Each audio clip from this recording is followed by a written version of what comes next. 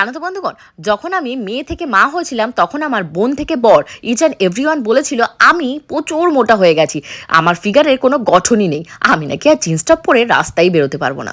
সেদিন মনে মনে প্রচুর কেঁদেছিলাম এবং প্রতিজ্ঞা করেছিলাম নিজের এই যে সেলফ কনফিডেন্স ভাঙার জন্য আশপাশে লোকগুলোকে দেখি তাদের মুখের দাঁতগুলো আমি জিন্স টপ পরে রাস্তায় দাঁড়িয়ে দেখিয়ে দেবো। হ্যাঁ, এটা কিন্তু আমার জীবনের লক্ষ্য না বা কোনো মেয়েরই জীবনের লক্ষ্য নয় যে জিন্স টপ পরেই নিজেকে সুন্দর দেখাতে হবে। সেলফ কনফিডেন্সটাই কিন্তু মেয়েদেরকে অনেক সুন্দর নিয়ে আসে। অনেকেই আছে কিন্তু অনেক মোটা, কিন্তু কি সুন্দর করে জিন্স টপ ক্যারি করে, দেখলে তোমরা অবাক হয়ে যাবে।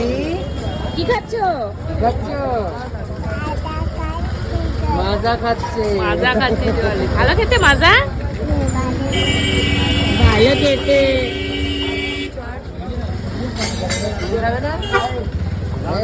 না ঠান্ডা বাবা, ঠান্ডা। কেন একটুখানি খাও, গলা ব্যথা।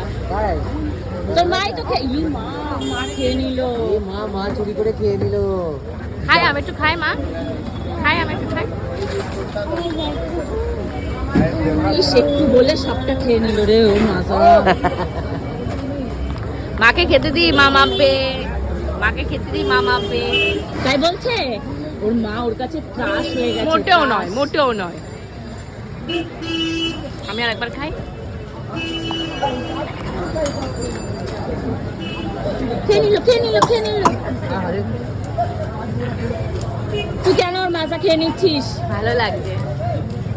খেয়ে নিচ্ছে মামা। মামা মন দিয়ে ওটা খাচ্ছে।